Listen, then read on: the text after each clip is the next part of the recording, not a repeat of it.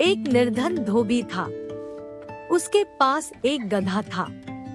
गधा काफी कमजोर था क्योंकि उसे बहुत कम खाने पीने को मिल पाता था। एक दिन धोबी को एक मरा हुआ बाघ मिला। उसने सोचा, मैं गधे के ऊपर इस बाघ की खाल डाल दूंगा और उसे पड़ोसियों के खेतों में चरने के लिए छोड़ दिया करूंगा।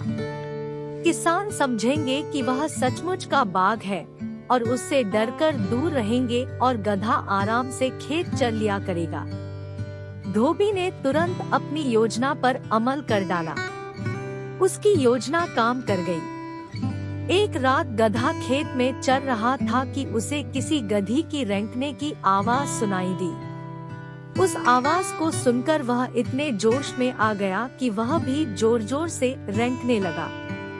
गधे की आवाज सुनकर किसानों को उसकी असलियत का पता लग गया और उन्होंने गधे की खूब पिटाई की।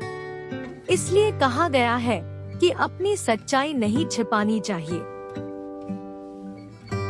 एक बार की बात है, 3 बैल आपस में बहुत अच्छे दोस्त थे। वे साथ मिलकर घास चरने जाते और बिना किसी राग द्वेष के हर चीज आपस में बांटते थे।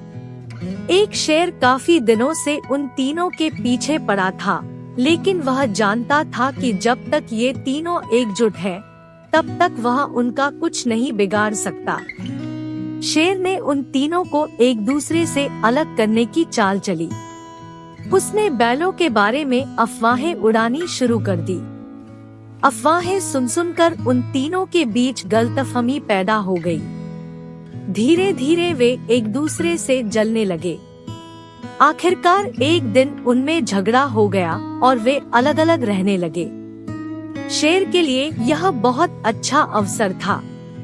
उसने इसका पूरा लाभ उठाया और एक एक करके तीनों को उसने मार डाला और खा गया। एकता में ही शक्ति होती है। एक बार एक राजा ने एक बंदर को अपना अंगरक्षक बना लिया। एक दिन जब राजा आराम कर रहा था, तब बंदर उसके बिस्तर के पास खड़ा ध्यान से उनकी रखवाली कर रहा था। कुछ देर में एक मक्खी कमरे में घुसी और सोते हुए राजा पर मंडराने लगी। बंदर ने अपने हाथ से मक्खी को भगाना चाहा, लेकिन मक्खी बार बार लौट आती।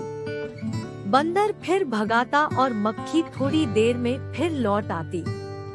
इस बार बंदर ने मक्खी को सबक सिखाने का निश्चय किया। उसने राजा की तलवार निकाली और जब भनभनाती हुई मक्खी राजा की गर्दन पर मंडराई, तो उसने मक्खी पर तलवार मार दी। मक्खी तो बच गई, लेकिन बेचारे सोते हुए राजा की गर्दन कट गई।